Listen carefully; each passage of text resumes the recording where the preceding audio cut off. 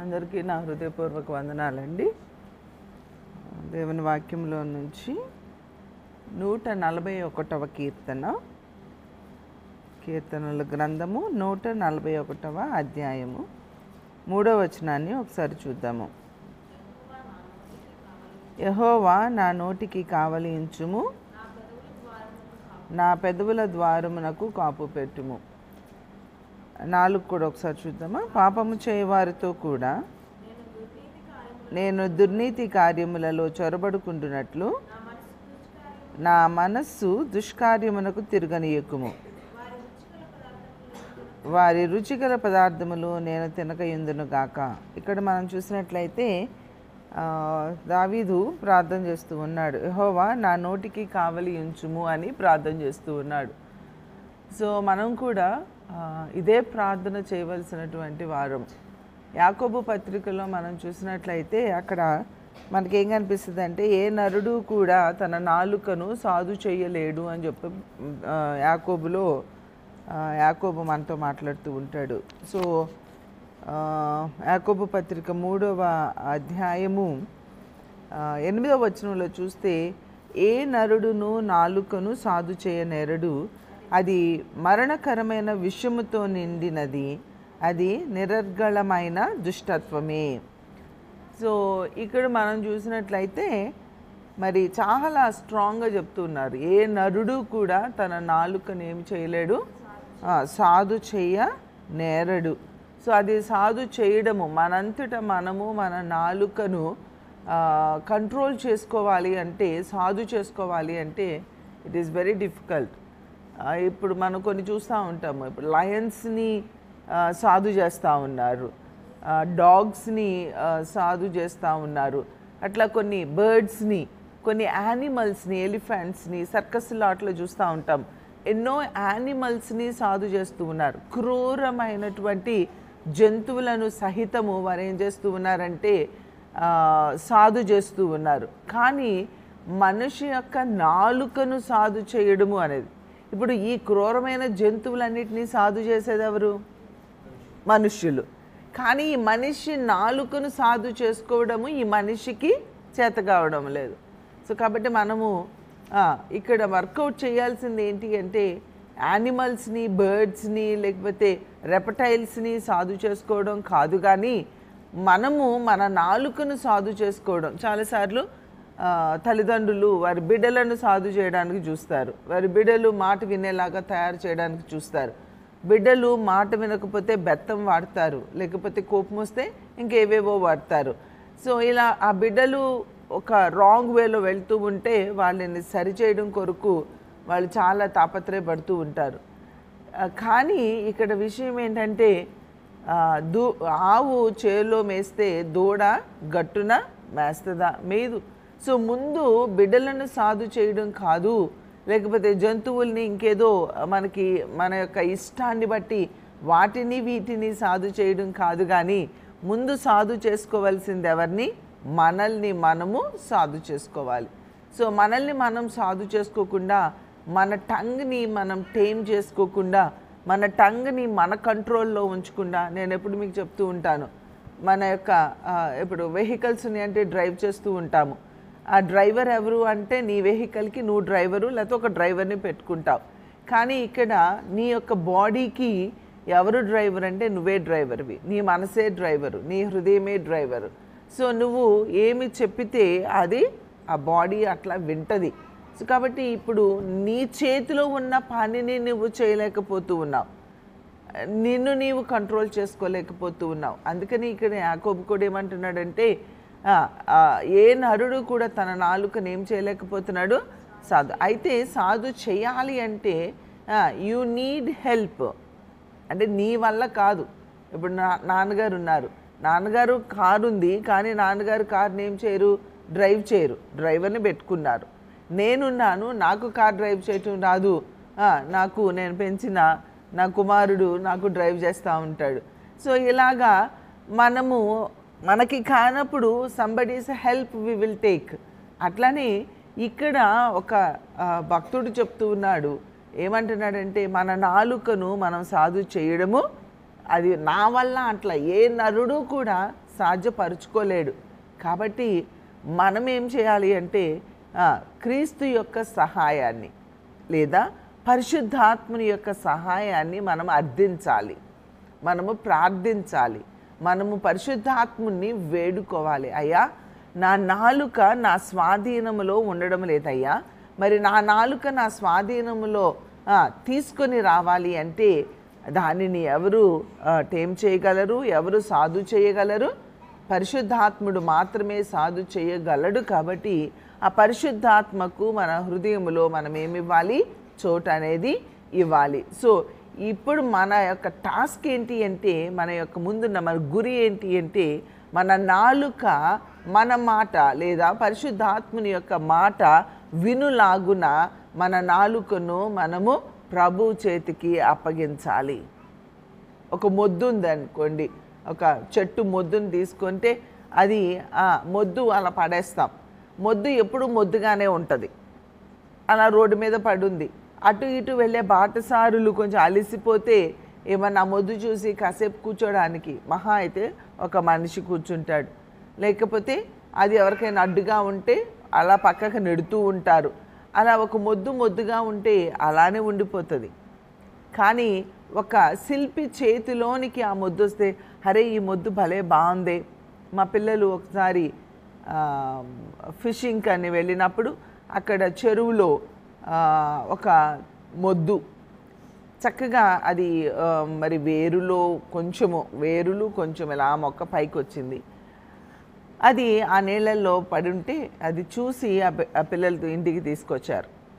ఇంటికి తీసుకొచ్చి, ఆంటీ ఇది మీరు ఇలాంటివన్నీ కలెక్ట్ చేస్తారు కదా, ఇది చాలా అందంగా ఉంది అని చెప్పి దాన్ని ఇంటికి తీసుకొచ్చినప్పుడు దానిని చక్కగా దానికి పట్టిన నీళ్ళలో ఉందేమో, దానికి పట్టిన పాకుడు అవన్నీ ఉలి తీసుకొని అవన్నీ శుభ్రం చేసి దానికి చక్కగా పాలిష్ కొట్టి దానిని వార్నిష్ చేసి చక్కగా దాన్ని ఒక అలంకారమైన వస్తువుగా దాన్ని ఇంట్లో పెట్టుకోవడానికి అనువుగా దాన్ని తయారు చేశాం. అట్లనే ఒక మొద్దుగా ఉండిపోతే ఆ మొద్దు దేనికి పనికిరాదు.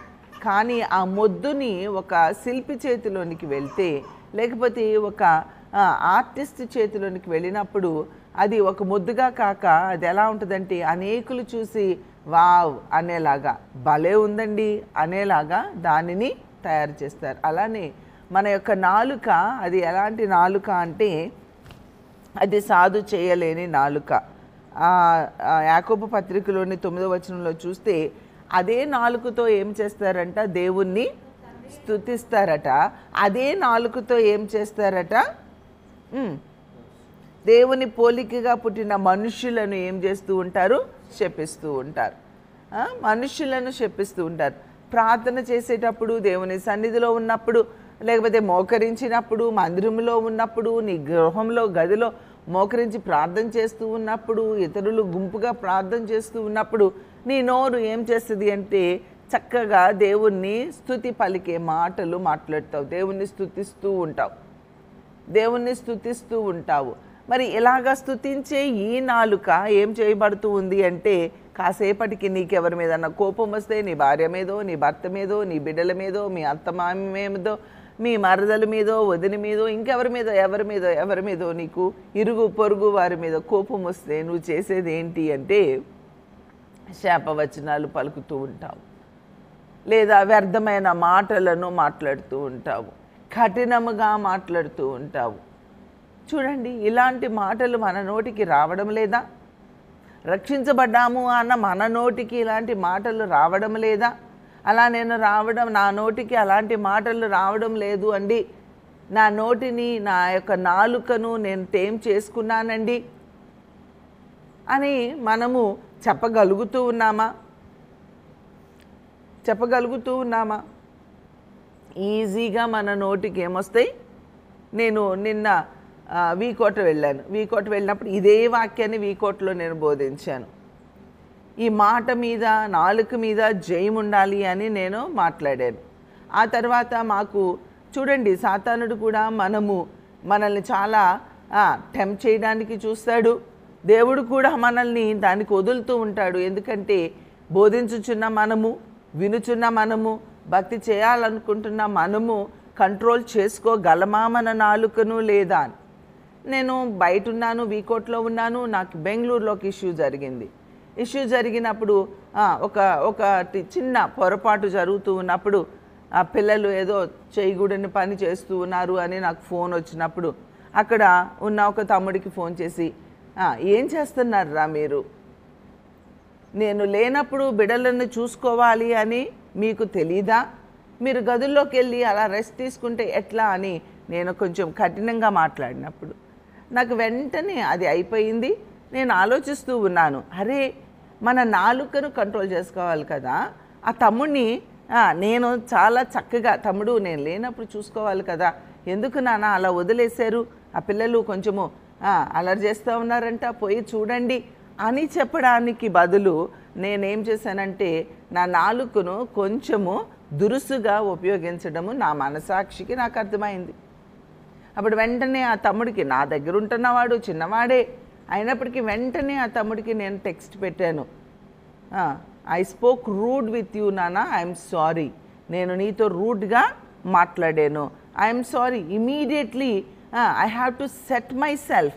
నాకన్నా చిన్నవాడు, నా దగ్గర ఉండేవాడు, నేను తగ్గితే ఎట్లా, అందులో ఏముందిలే, నేనేం పెద్ద బూతులేమి తిట్టలేదు, లేకపోతే నేనేమి ఇంకా అంత కఠినంగా ఏమీ ప్రవర్తించలేదు కదా అని నేను దానిని ఏం చేసుకోవచ్చు, ఎక్స్క్యూజెస్ ఇచ్చుకోవచ్చు.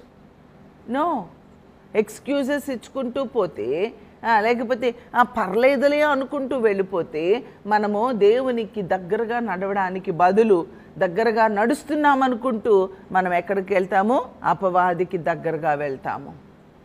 We have to set our selfs. ఆ వాక్యము నాకు ఆ మాట మీద నేను ఇంకా చాలా సౌమ్యంగా ఉంటానని, చాలా నెమ్మదిగా మాట్లాడతానని, గట్టిగా గద్దించనని అనుకుంటూ ఉంటాను. కానీ ఈ వాక్యాన్ని చదివిన తర్వాత నాకు ఇంకా ఏమనిపించింది అంటే ఇంకా సౌమ్యంగా ఉండాలి, ఇంకా మెత్తగా ఉండాలి, ఇంకా మాట్లాడే విధానము అది సౌమ్యంగా ఉండాలి. ఎంత జాగ్రత్తగా మన మాట్లాడే విధానమును మనం ఏం చేసుకోవాలి, ప్రాక్టీస్ చేసుకోవాలి. పౌలు అంటూ ఉంటాడు, ఏమంటాడు, సాధకము చేసుకుంటూ ఉన్నాను. నీ నేచర్ని, నీ బుద్ధిని, నీ స్వభావములను ఒకేసారి ఎలా అయిపోవాలి అంటే మేబీ అవ్వమేమో. Work on. ఒకేసారి పరిస్థితులు రావు మనకి. అప్పుడు ఒకసారి, మళ్ళీ ఇంకొకసారి వస్తుంది.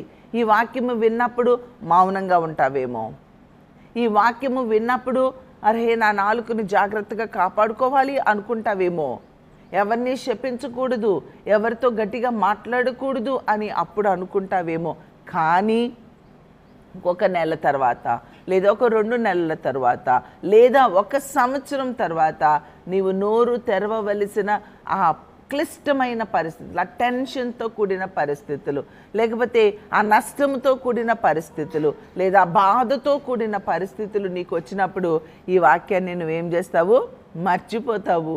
ఆ సంవత్సరం తర్వాత నీవు మరలా నీవులాగానే ఏం చేస్తావు, ప్రవర్తిస్తావు. లేదు, ప్రతి దినము ఎక్కడ మన బలహీనత ఉందో ప్రతి దినము మనం ఏమి చేయాలి, ప్రార్థన చేయాలి. ప్రతి దినము నిన్ను నీవు నలగకొట్టుకోవాలి. అయా ఈ స్వభావము నాలో కనబడింది, మరలా జీవితకాలంలో ఈ స్వభావము నాలో కనబడకుండా దీనిని నలగకొట్టవా ప్రభువా. నీ నాలుక విషయము ప్రతి దినము ప్రార్థన చేయవలసి ఉన్నది. నా దగ్గర ఒక బర్డ్ ఉంది, నేను ఆ బర్డ్ని టేమ్ చేస్తూ ఉంటాను. అది చక్కగా నా దగ్గరికి వస్తూ ఉంటుంది, నాతో మాట్లాడుతూ ఉంటుంది, పాట పాడుతుంటే డ్యాన్స్ వేస్తూ ఉంటుంది. అది చిన్న చిన్న మాటలు మాట్లాడుతూ గుడ్ మార్నింగ్ అంటే గుడ్ మార్నింగ్ అంటుంది, అంత స్పష్టంగా కాకపోయినా. ఇలాగా పేరులు, నేను పిలిచే పేరుల్ని అది పిలుస్తూ ఉంటుంది. అది చాలా చక్కగా అలవాటు అవుతుంది. ఈ మధ్యకాలంలో అటు ఇటు ట్రావెల్ చేయడము, నాకు కొంచెం బిజీగా ఉండడము, ఆ స్కూల్ పనులు అవి ఇవి, నేను దానితో టైం స్పెండ్ చేయట్లేదు. చాలా కాలం అయిపోయింది టైం స్పెండ్ చేసి. ఇప్పుడు హాలిడేస్ వచ్చినాయి కదా, మనం కూర్చొని దాన్ని పిలుస్తుంటే అది నా దగ్గరికి రావడం లేదు. నా మీదకి రమ్మంటే అది రావడం, నేను అటు వెళ్తే నా వెనకాల నడుచుకుంటూ వచ్చే బర్డ్, నన్ను చూడగానే ఎవరి దగ్గరికి వెళ్ళిపోయినా నా దగ్గరికి వచ్చే బర్డ్, అది నేను వెళ్తుంటే పొడవడానికి వస్తుంది. అంటే ఏంటంటే లాంగ్ గ్యాప్ వచ్చేటప్పటికి అది నా దగ్గరికి రావడం. మనం కూడా అంతే, ఒక లాంగ్ గ్యాప్ వచ్చేసేటప్పటికి అదేమవుతుందంటే మళ్ళీ కఠినత్వంలోనికి వెళ్ళిపోతుంది మన మనస్సు. అందుకని మన యొక్క ఇక్కడ ముఖ్యంగా యాకోబు ఏం చెప్తున్నాడంటే, మీ నాలుకను సాధు ఏ నరుడు కూడా సాధు చేయలేడు అంటున్నాడు. కాబట్టి మనము నిత్యము దాని మీద వర్కౌట్ చేసుకుంటూ ఉండాలి, నాలుకను కంట్రోల్ చేసుకుంటూ ఉండాలి. ప్రతి విషయంలో కూడా ఆ నాలుకను జాగ్రత్తగా కాపాడుకోవాలి. కాబట్టి ఏ నోటితో నువ్వు ప్రార్థిస్తున్నావో అదే నోటితో నువ్వు ఇతరులను ఏం చేయొద్దు, శపించొద్దు. ఇతరులను నువ్వు ఇష్టం వచ్చినట్లు నువ్వు మాట్లాడొద్దు. తర్వాత ఒక్క నోటి నుండి ఆశీర్వచనము శాపవచనం బయలు, నా సహోదరులు అలాగ ఉండకూడదు. కాబట్టి ఒక్క నోటిలో నుండి ఆశీర్వాద వచనాలు, శాపవచనాలు. మనము అనేక సార్లు శాపవచనాలు పలుకుతూ ఉంటాము. మనము ఎప్పుడు కూడా శాపవచనాలు పలకకూడదు. ఎవరైనా సరే, వారు తప్పిపోతూ ఉన్నా సరే, వారు నష్టపోతూ ఉన్న శాపవచనాలు మన నోటితో మనము పలకకూడదు.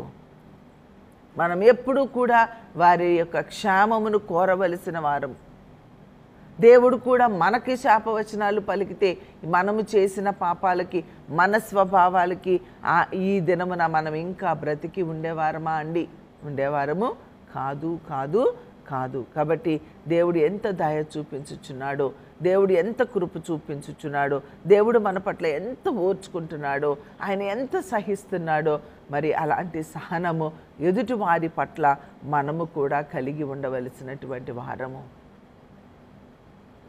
హోషేయ తన భార్య విషయంలో చూసినట్లయితే ఎంత సహనము కలిగి ఉన్నాడు. అలాంటి క్లిష్ట పరిస్థితులు నీకేమైనా వచ్చినాయా?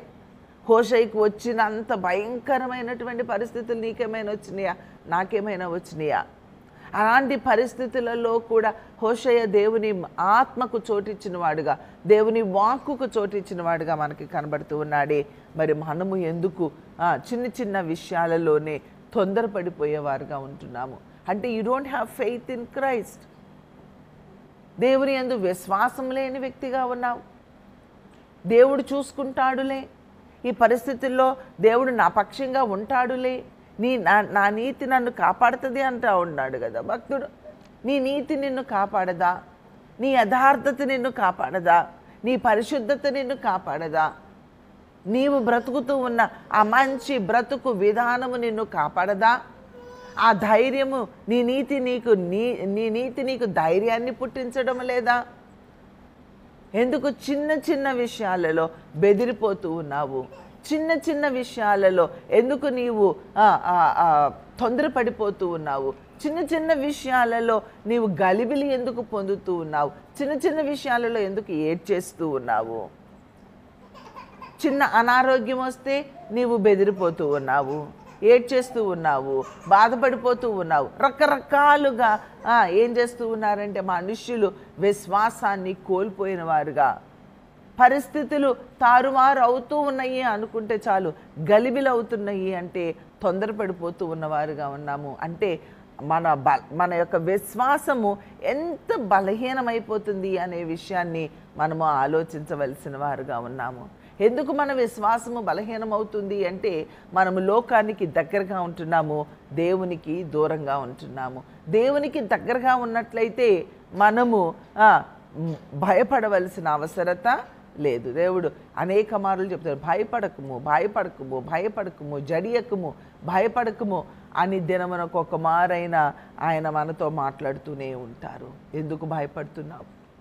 నీ సృష్టికర్త అయిన దేవుడు నీ పక్షంగా ఉండగా, మహాశక్తి కలిగిన దేవుడు నీ పక్షంగా ఉండగా, సర్వశక్తుడు నీ పక్షంగా ఉండగా, సమస్తము చేయగలిగిన వాడు నీ పక్షముగా ఉండగా, ఒక మాటతోని సముద్రపు అలలను ఆపివేసిన దేవుడు నీ పక్షంగా ఉండగా, ఎర్ర సముద్రము లాంటి సమస్య వచ్చిన ఒక చిన్న మాటతో లేదా ఒక కర్రతో అలా పెట్టినప్పుడు ఆగిపోయి అది పాయలైపోయి నీ మార్గాన్ని చూపించగలిగే ఆ శక్తిమంతుడు నీ పక్షముగా ఉండగా వై డు యూ ఎఫ్రైడ్? ఎందుకు భయపడుతూ ఉన్నావు? ఎందుకు అలసిపోతూ ఉన్నావు? ఎందుకు గలిబిలి చెందుతూ ఉన్నావు? ఎందుకు అంటే మనము అట్టి విశ్వాసములో లేకుండా మన విశ్వాసము చాలా బలహీనమైన విశ్వాసముగా మన విశ్వాసము కనబడుతూ ఉంది. మన విశ్వాసాన్ని మనము బలపరుచుకోవాలి. ప్రార్థన చేయండి, దేవునితో సహవాసము చేయండి, విశ్వాసంలో బలపడండి, ప్రభు పాదాలు పట్టుకొనండి. అప్పుడు దేవుడు నీకు సహాయం చేస్తారు. దేవుడు నీకు సహాయం చేస్తారు. కాబట్టి నీ నోటికి ఏం చేసుకోవాలట? కావలి ఉంచుము. దేవా, నా నోటికి కావలి పెట్టు, నా నోటికి కావలి, నా పెదవుల ద్వారమునకు కాపు పెట్టుము. దేవుణ్ణి దావీదు బ్రతిమలాడుకుంటూ ఉన్నాడు. నిజముగా దావీదు ఆ కీర్తనలు చదువుతూ ఉంటే దావీదు యొక్క చరిత్రను మనం చూస్తే తరమబడుతూ ఉన్నటువంటి పరిస్థితులు, ప్రాణభయంతో సొంత కొడుకు కూడా తరుముతూ ఉన్నటువంటి పరిస్థితులు, ఎలాంటి భయంకరమైనటువంటి పరిస్థితుల్లో దావీదు ఉన్నాడో అలాంటి పరిస్థితుల్లో కూడా ఆ కీర్తనలు చదువుతూ ఉంటే అనిపిస్తుంది, ఎలాగ స్తుతిస్తూ ఉన్నాడు దేవుణ్ణి, ఎలా స్తుతిస్తూ ఉన్నాడు దేవుణ్ణి. కనీసము తన జీవితంలో జరిగిన ఒక్క ఇన్సిడెంట్ను కూడా వదలకుండా ఏం చేస్తున్నాడు? దేవుణ్ణి స్తుతిస్తూ ఉన్నాడు. నేను అది చదువుతూ అనుకున్నా, అరే ఏంటి, నా జీవితంలో దేవుడు చేసిన ఎన్నో గొప్ప కార్యాలను నేను అడుగున పడిపోయి మర్చిపోయాను. అంటే దాని అర్థం ఏంటి అంటే దేవుణ్ణి నేను అంతగా ఒక రాజుగా ఉండి, గొర్రె మందలను కాసుకుంటూ ఉండి, ఒక రాజుగా ఉండి, ఎంత రాజ్యాన్ని పరిపాలిస్తూ, ఎంత రెస్పాన్సిబిలిటీస్ కలిగి ఉండి, ఎంత యొక్క పనులలో బిజీగా ఉంటూ ఇన్ని కీర్తనలు రాయబట్టే కదా ఈరోజు మనకున్నాయి. ఇన్ని కీర్తనలు రాయబట్టేగా మనకి ఈ రోజున ఈ కీర్తనలు చదువుతూ ఉన్నాము. ఎంత చిన్న చిన్న ఇష్యూస్ని కూడా దేవుణ్ణి ఒక మాటలో చూస్తే, అయ్యా వృద్ధాప్యమందు నన్ను విడవద్దయ్యా అంటే తన ఫ్యూచర్ని ఆలోచిస్తూ ఉన్నాడు, తన ప్రజెంట్ని ఆలోచిస్తూ ఉన్నాడు, తన పాస్ట్ గురించి మాట్లాడుతూ ఉన్నాడు, పాస్ట్లో ఏం చేశాడో స్తుతిస్తూ ఉన్నాడు, ప్రజెంట్ ఏం జరుగుతుందో స్తుతిస్తున్నాడు, ఫ్యూచర్లో కూడా నన్ను ఇలాగా ఉంచయ్యా, నన్ను మర్చిపోవద్దయ్యా, నన్ను ఎలా చెయ్యయ్యా, నన్ను అలా ఉంచయ్యా అని బ్రతిమలాడుకుంటూ ఉన్నాడు. ఎంత చక్కని అవగాహన కలిగిన వాడుగా దావీదు ఉంటూ ఉన్నాడు. ఎంత అవగాహన కలిగిన వాడు, ఎంత దేవునికి దగ్గరగా ఉంటూ కూడా తను పొరపాటు తన జీవితంలో జరిగే సందర్భం వచ్చినప్పుడు నిలబడలేక పడిపోయిన బలహీనమైన పరిస్థితులు, అంత దగ్గరగా ఉంటేనే పడిపోయే పరిస్థితులు అయితే అంత దగ్గరగా లేకుండా మన జీవితాలు ఎలా ఉంటున్నాయి? మేబీ ఆయన పడిపోయిన పరిస్థితుల్లోనే పడిపోకపోవచ్చేమో, కానీ అనేక కోణాలలో పడిపోతూ ఉన్న వ్యక్తిగా నీవు లేవా?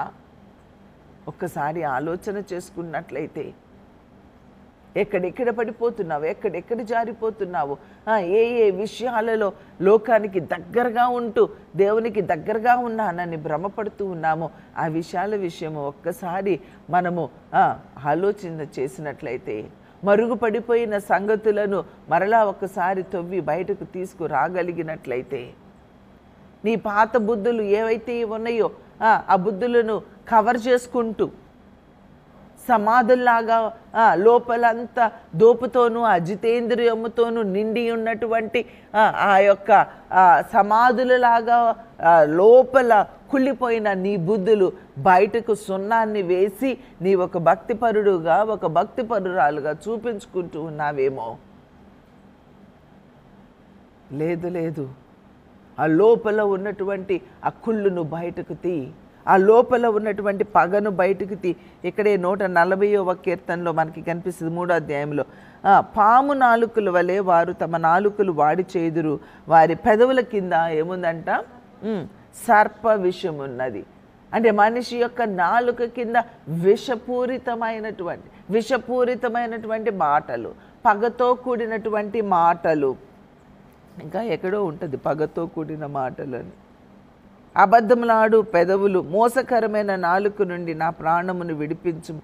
మోసకరమైన నాలుక 120లో ఉంటుంది. యెహోవా అబద్ధమాడు పెదవుల నుండి, మోసకరమైన నాలుక నుండి నా ప్రాణమును విడిపించుము. మోసకరమైన నాలుక ఆయన నీకేమి చేయును? ఎంతకంటే అధికముగా నీకేమి చేయును? మోసకరమైనటువంటి నాలుక, అబద్ధములాడు పెదవులు. అరే ఎన్ని విషయాలలో అబద్ధములాడు పెదవుల నుండి బయటకు రాలేని వారుగా మనుషులు కనబడుతూ ఉన్నారు. ఎంతగా అబద్ధాలు ఆడేస్తూ ఉన్నావు.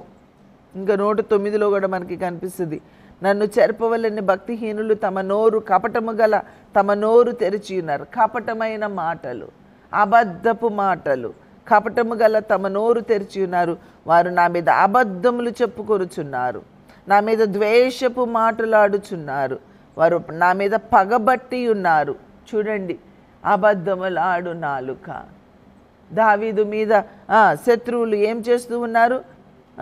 ఆయన్ని చెరపవలెనని భక్తిహీనులు నోరు కపటముగా తెరుస్తూ ఉన్నారు. భక్తిహీనులు నోరు కపటముగా తెరుస్తారు. కొంతమంది నీతిమంతుల మీద ఎలాంటి చెడ్డ దుర్వార్తలు పుట్టించేస్తారండి. అస్సలు జరగంది. మనకి లోకంలో సామెతలు ఉంటాయి. ఏమిటంటే ఏంటది, నిప్పు లేనిదే పొగ వస్తుందా ఏదో అంటారు. నిప్పు లేనిదే పొగ పుడుతుందా అంటే నిజముంది కాబట్టి అక్కడ రూమర్ వచ్చింది అంటారు. It's wrong. యోసేపు ఉన్నాడు. యోసేపు ఏం పాపం చేశాడని పొగ వచ్చిందండి? యోసేపు ఏం పాపం చేశాడని ఆ స్త్రీతో తప్పు చేశాడనా తీసుకెళ్ళి జైల్లో పెట్టింది? ఊరంతా తన గురించి ఒక యోసేపు ఇలా ఉన్నాడు, మన దేశం కానీ దేశపు కుర్రోడు, ఈ దేశం వచ్చాడు, ఇలా చేశాడంట అని అంతా చాటుకుంటూ ఉన్నారే. ఏమి చేశాడని వచ్చింది. అనేక మారులు వ్యర్థమైన మాటలు మాట్లాడతారు. నీకు అసూయ పుట్టినప్పుడు, ఎదుటి వారిని చూసి ఓర్వలేని పరిస్థితుల్లో ఉన్నప్పుడు నీవు కపటపు మాటలు మాట్లాడతావు. దావీదు ఏమి తప్పు చేశాడండి? దావీదు ఏం చేశాడు? సౌలుకి ఏం అన్యాయం చేశాడు? ప్రాణ భయముతో అందరూ ప్రాణాలు చేతిలో పట్టుకొని ఉంటే పోయి ఆ గొల్యాతును చంపడము పాపమా?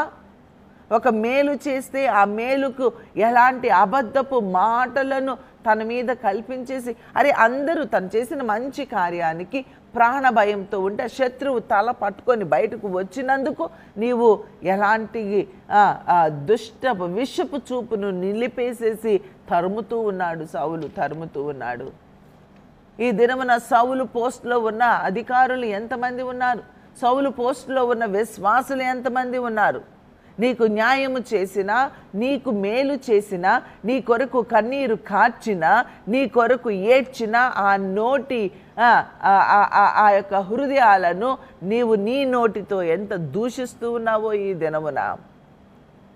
వారి మీద వేలెత్తి చూపించుచున్నటువంటి వ్యక్తిగా నీవు కనబడుతూ ఉన్నావు. నీ హృదయంలో ఎంత పగ ఉండిపోయిందో ఆలోచించు. ఎలాంటి కపటమైన మాటలు మాట్లాడుతున్నావో ఒక్కసారి ఆలోచించు. అది ఎవరినైనా నీ జీవిత కాలంలో ఒక చిన్న గిన్నెడు మంచినీళ్ళు ఇస్తే ఆ వ్యక్తిని మరిచిపోకూడని వ్యక్తిగా నువ్వు ఉండాలి. ఏ చిన్న సహాయం నీకు చేసినా ఆ సహాయాన్ని మర్చిపోకుండా ఉండాలి. అలాంటి వ్యక్తిగా ఉండవలసిన నీవు. నేను ఒకసారి చెప్పాను, మీకు గుర్తుందో లేదో. నేను ఒకసారి మా బంధువుల ఇంటికి వెళ్ళాను. ఆమె అసలు సరిగ్గా భోజనమే పెట్టలా. చాలా దగ్గర బంధువు, కానీ సరిగ్గా భోజనం పెట్టలా. నేను చిన్నపిల్లగా వెళ్ళాను, 7వ తరగతి ఏమో చదువుకుంటూ వెళ్ళాను. ఆకలితో ఉన్నాము. అక్కడి నుంచి ఇంకొక ఆంటీ దగ్గరికి వెళ్ళాం. ఇంకొక ఆంటీ దగ్గరికి వెళ్తే, నేను ముందు వెళ్ళిన ఆంటీ ఏమో చాలా ఉన్నతమైన స్థితిలో ఉన్న ఆంటీ, లక్షల కోట్ల రూపాయలు ఆస్తులు కలిగినటువంటి, డబ్బులు కలిగినటువంటి ఇల్లు.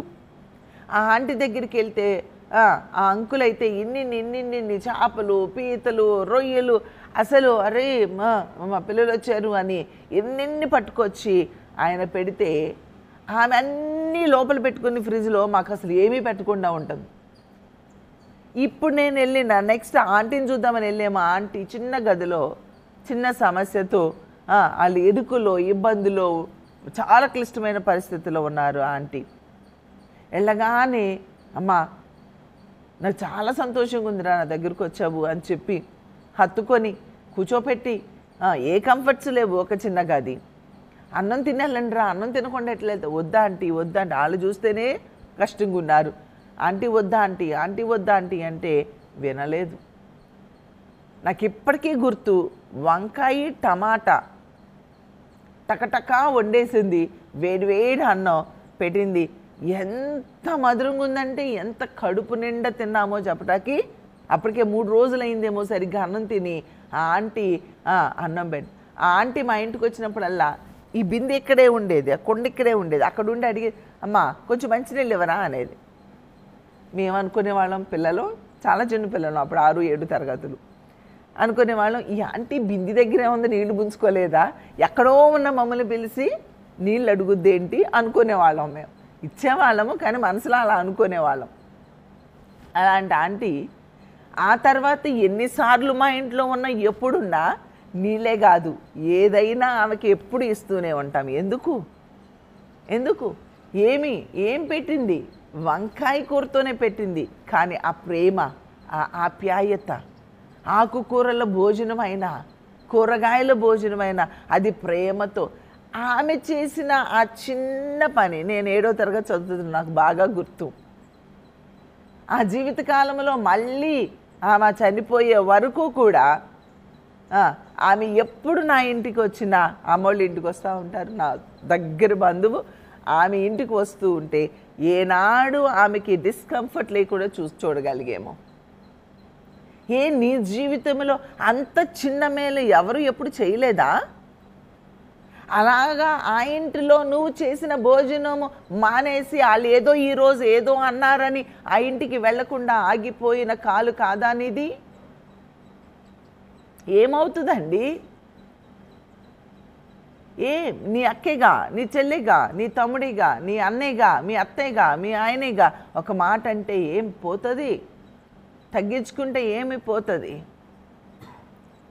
నీకు మేలు చేసిన వారిని నువ్వెన్నడూ ఏమి చేయకూడదు, మరచిపోకూడదు. అది ఒక పూట భోజనమైనా, లేదు అది ఒక చిన్న గ్లాసుడు మంచినీళ్ళైనా, లేదా ఇంకా టీ గ్లాస్ అంత టీ అయినా సరే మరిచిపోకు. అంత చిన్న వాటినే మరిచిపోవద్దని బోధిస్తూ ఉంటే పాపములో శాపములో ఎక్కడో నశించిపోతూ ఉండి, ఏ త్రాగుబోతుగానో ఉండి, ఏ వ్యభిచార కోపములోనో కూరుకుపోయి ఎక్కడో నలిగిపోతూ బయటికి రాలేక అప్పుల బాధలో కూరుకుపోయి రకరకాలైనటువంటి సమస్యలతో ఇంకెందుకు బ్రతకడము, చావడమే మేలు అనుకున్నటువంటి నీ జీవితాలలో ఎక్కడో పాపములో లోకములో పోని సుఖంగానో సౌఖ్యంగానో బ్రతుకుతూ ఉంటే వద్దంటే వెళ్ళి వెంటాడి వేటాడి రా తమ్ముడు రా, సిగ్గు లేకుండా నీ వెనకాల పడి నీకు ఫోనులు చేసి నీ ఇంటికి వచ్చి బ్రతిమలాడి తీసుకొచ్చి నీకోసం ప్రయాసపడి ఒక స్టేజ్లోకి తీసుకొస్తే అలాంటి వ్యక్తులను కూడా ఈ దినమున నీ నాలుకతో నువ్వు దూషిస్తున్నావు అంటే ఏమని మాట్లాడాలి? ఇన్ని వాక్యాలు వింటూ ఇంతగా నాలుక గురించి దావీదు రాజయ్యుండి అలా నాలుక గురించి పదే ప్రార్థన చేసుకుంటూ ఉన్నాయి. చాలా ఉన్నాయి. నేనంతా కీర్తనలు చదివేద్దామని కూర్చున్నా.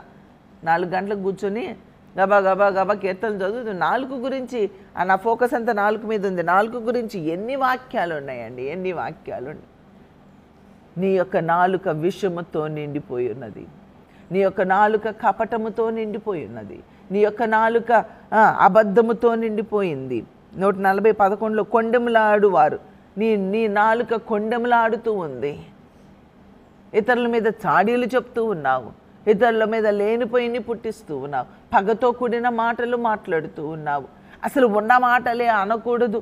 ప్రేమ దోషములను కప్పును ఒకవేళ ఎవరైనా దోషులుగా ఉన్నట్లయితే నీవు దేవుడు ప్రేమయున్నాడు, ఆ దేవుడి నీ హృదయంలో ఉంటే నువ్వు ఏం చేస్తావు? వారి దోషములను కప్పుతావు, అంతేగాని వారి దోషములను నీవు పబ్లిసిటీ చేయవు. దేవుడు ఏమంటున్నాడండి? అతిక్రమము చేయువాడు వర్ధిల్లడు, దానిని ఒప్పుకొని విడిచిపెట్టువాడు. కానీ నువ్వు అతిక్రమం చేస్తే నువ్వు నీ పాపమును ఒప్పుకోమంటున్నారు, అంతేగాని ఇతరుల పాపాలేమి ఒప్పుకోమంటలేదు. ఇతరుల పాపాలనేమి పబ్లిసిటీ చేయమని చెప్పట్లేదు నీకు. కాబట్టి ఇతరుల పాపాలను కప్పిపెట్టేవాడు నీతిమంతుడండి. ఇతరుల పాపములను దాచిపెట్టువాడు నీతిమంతుడు. వారిని అల్లరి చేసేవాడు భక్తిహీనుడు. ఈ విషయాన్ని మనం జ్ఞాపకం చేసుకోవాలి. కాబట్టి ఈ విషయాన్ని అర్థం చేసుకుంటూ నీ నాలుక విషయము ఒక్కసారి పరిశీలన చేసుకో. విని వదిలేయొద్దు. దానిని ఇంకా లోతుగా తీసుకొని వెళ్ళు. దాని మీద అధ్యయనం చేసుకో.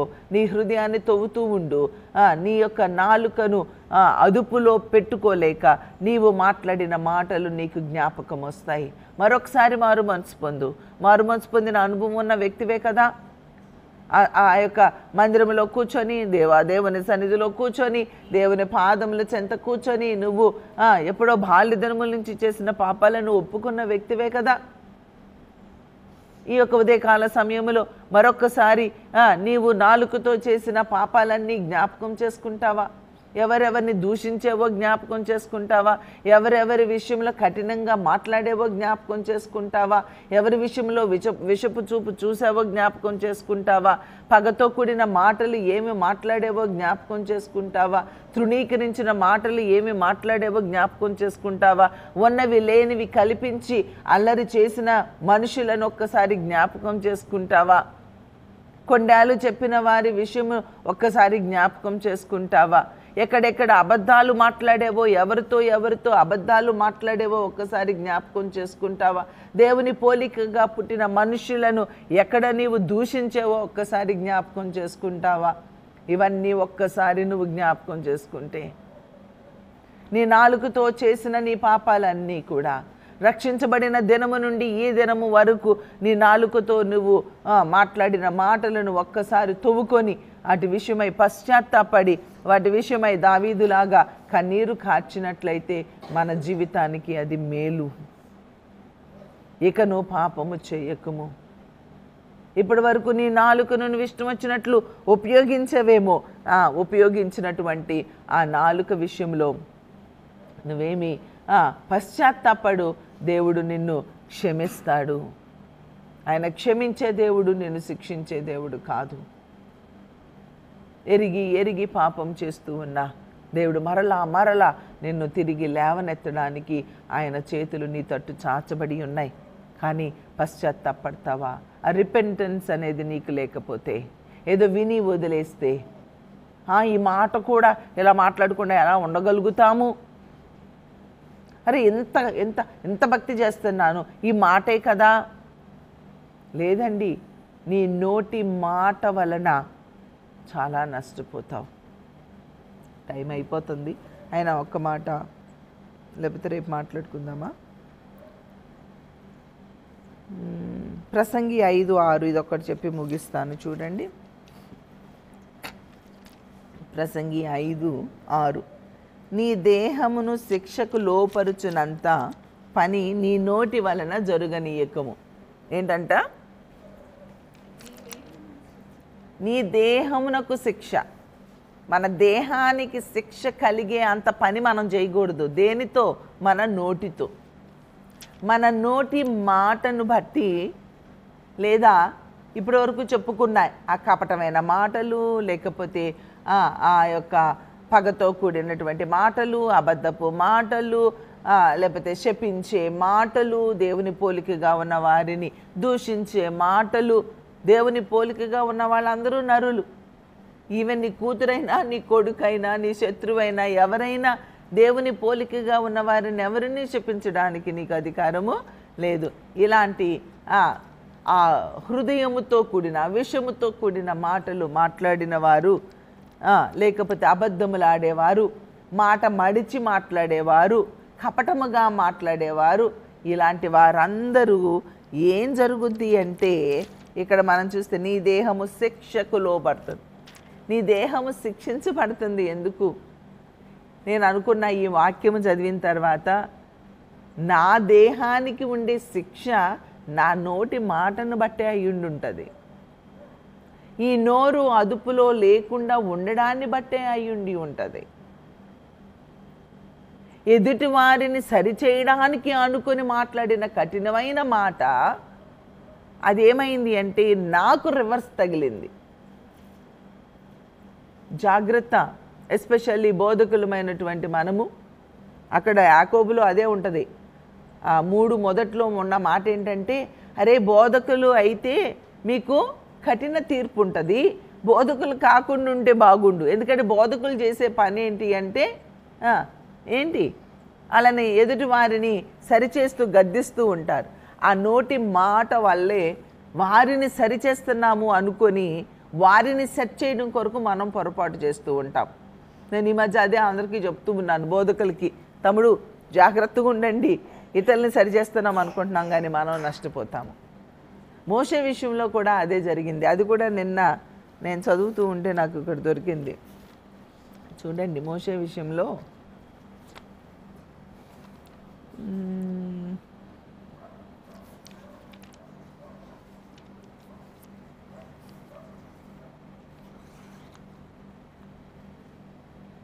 యాభై 59:12 చూడండి. కీర్తనలు 59:12.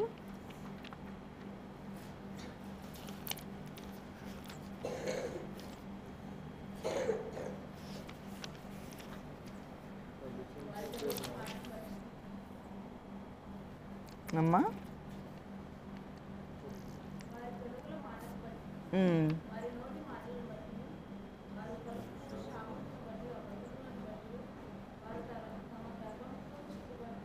ఓకే, ఇక్కడ పెదవుల్లో మాటలను బట్టి కనిపిస్తుంది, అది కాదు. 106:33 చూడండి. 106:33.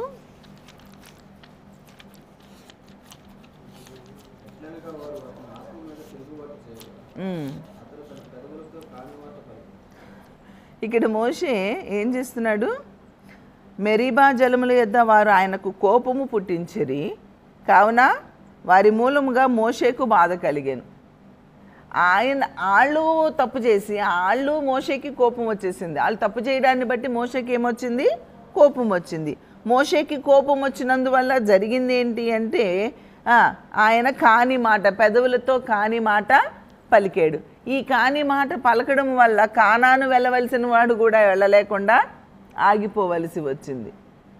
కాబట్టి ఇశ్రాయేలీల ప్రజల్ని నడిపించుచున్నటువంటి మోషే వారి యొక్క పాపమును బట్టి కాని మాట పలుకుట ద్వారా తను ఏం చేయబడ్డాడు? బాధపడబడ్డాడు. కాబట్టి మనము బాధపడొద్దు. అర్థమైందా? ఏంటన్నా ఏమన్నా కన్ఫ్యూజనా? ఓకే, మనము బాధపడొద్దు. మన నోటి మాట జాగ్రత్తగా ఉండాలి. అందుకనేనేమో మన జోగారు వాళ్ళు సరిచేసే విధానము చాలా బ్యూటిఫుల్గా ఉంటుంది. వాళ్ళు తప్పు చేయరు, వాళ్ళు కోపపడరు. వాళ్ళు ఏం చేస్తారంటే చాలా స్వీట్గా, చాలా క్వైట్గా, చాలా చక్కగా, తమ్ముడు ఇది దేవునికి ఇష్టం లేని పని, ఈ పని చేయకు అని మెదలకుండా వాళ్ళకు ఒక అవగాహన ఇచ్చేసి వదిలేస్తారు. అంతేగాని నోటి దురుసుతనము అనేది మనకు ఉండకూడదు. మన నోటి మాట వల్ల మనము బాధపడతాము. ఇక్కడ ప్రసంగిలో మనకు అదే కనబడుతూ ఉంది. నీ నోటి మాటను బట్టి ఏం జరుగుతుందట? నీ దేహము శిక్షకు లోబడిపోతూ ఉంది. నీ దేహము శిక్షకు లోబడకూడదు అంటే దాని అర్థం ఏంటి అంటే నీ నోటిని నువ్వు జాగ్రత్తగా కాచుకో. అలా మాట్లాడేసేసి దాని తర్వాత ప్రసంగిలో చూడండి, అది పొరపాటు చేత జరిగినని దూత ఎదుట చెప్పకుము. పొరపాటుని మాట్లాడేసానయ్యా, అనుకోకుండా వచ్చేసిందయ్యా, మాట్లాడకూడదని తెలుసయ్యా, క్షమించండి అయ్యా అని. దూత అనేది మన ఇంగ్లీష్లో వచ్చేసి ప్రీస్ట్ అని ఉంటుంది. అంటే దేవుని బిడ్డలతో ఎవరైనా ఒకరితో ఒకరమైనా, ఇక్కడ అర్థము ఇంగ్లీష్లో అలా కనిపిస్తుంది. కాబట్టి దేవుని బిడ్డలతో మాట్లాడేటప్పుడు అయ్యా పొరపాటు అయిపోయింది. ఏంటి పొరపాటు? పరిశుద్ధాత్మ ఎప్పుడైనా పొరపాటు చేస్తాడా? మనుషులము పొరపాటు చేస్తాము, పరిశుద్ధాత్మ పొరపాటు చేయడే. పరిశుద్ధాత్మకు చోటిస్తే మన జీవితాలలో పొరపాట్లు జరగవే.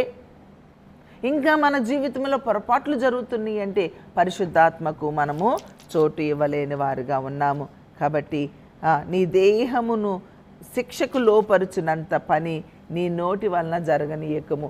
నాకు ఇప్పుడు అనిపిస్తూ ఉంది, అరే ఈ మాటలే కొంచెం ముందు అవగాహనలో ఉంటే, చిన్నప్పుడే అవగాహనలో ఉంటే ఇంకా నా నోటిని నేను కాపాడుకున్నాను అనుకున్నాను. నా పరిస్థితుల్లో కనబడుతూ ఉన్న ప్రతిదాన్ని అవగాహన చేసుకొని వీళ్ళు ఇలా మాట్లాడారు, నేను అలా మాట్లాడకూడదు. ఈ భార్యాభర్తలు అంటే ఎలా ఉన్నారు, మా భార్యాభర్తలు మేము ఎలా ఉండకూడదు. ఇలా పిల్లల్ని గద్దించే విషయంలో నేను ఎలా గద్దించకూడదు. ఇలా చాలా విషయాలు నేర్చుకున్నాను. వేరే వాళ్ళతో కంపారిజన్ చేసినప్పుడు నేను అలా లేను అనుకున్నాను. కానీ ఈ వాక్యము చదువుతూ ఉన్నప్పుడు ఇంకా అలాంటి ఇంకా శ్రేష్టమైనటువంటి విధానములో నా నోటిని నేను కాపాడుకోలేదు అని నేను పశ్చాత్తాపడుతూ ఉన్నాను. గత కొన్ని దినాలుగా ఈ మాటలు నన్ను వేధిస్తూ ఉన్నాయి. అరే నేను ఇంకా నా నోటిని కాపాడుకుంటే బాగుండేదే, నా దేహము శిక్షకు గురవ్వకుండా ఉండేదే. ఎందుకు నా నోటిని నేను కంట్రోల్ చేసుకోలేకపోయాను? ప్రియ చెల్లి, ప్రియ తమ్ముడు, నోటి మీద జయము కలిగిన వారుగా మనం బ్రతకాలని. ఇప్పుడు ఇది బోధించినంత మాత్రాన నేను ఎంతోమంది మెరుగ్గా ఉన్నాను అనుకొని ఈ దినమున కన్నీరు విడుస్తూ ఉన్నటువంటి ఆ పరిస్థితులు మెరుగైపోతాయి అని నేను అనుకోను. I have to practice. ఏదో బోధించేశాను కాబట్టి ఇక నేను అలా ప్రవర్తించను అని కాదు. నేను పరిశుద్ధాత్మకు చోటిచ్చి నన్ను నేను నలకొట్టుకొని ఆ పరిస్థితుల్లో నుంచి నేను బయటకు రావాలి. ప్రియ చెల్లి, ప్రియ తమ్ముడు, నీవు బయటకు రావాలి. అంత ఓపికగా లేకుండా ఒకవేళ కోప్పడేస్తున్నావేమో, నువ్వు నేను ఒకేటే, ఏమవ్వదు. నేను మనసులో అనుకుంటున్నా, నువ్వు పైకి అనుకుంటున్నావు. ఏదైనా ఒకటే, ఏదైనా ఒకటే. కాబట్టి ఆ 2 స్టేజెస్లో నుంచి మనము పరిశుద్ధాత్మకు చోటిచ్చి క్రీస్తు స్వారూప్యములోనికి రావాలని ఆయన ఈ ఉదయకాలంలో ఆశపడుతూ ఉన్నాడు. కోపము విడుస్తావా? కోపము మాని ఆగ్రహాన్ని విడుస్తావా? ప్రార్థన చేసుకుందాం. నీ నోటి మీద జయం కావాలని చిన్న ప్రార్థన చేసుకో.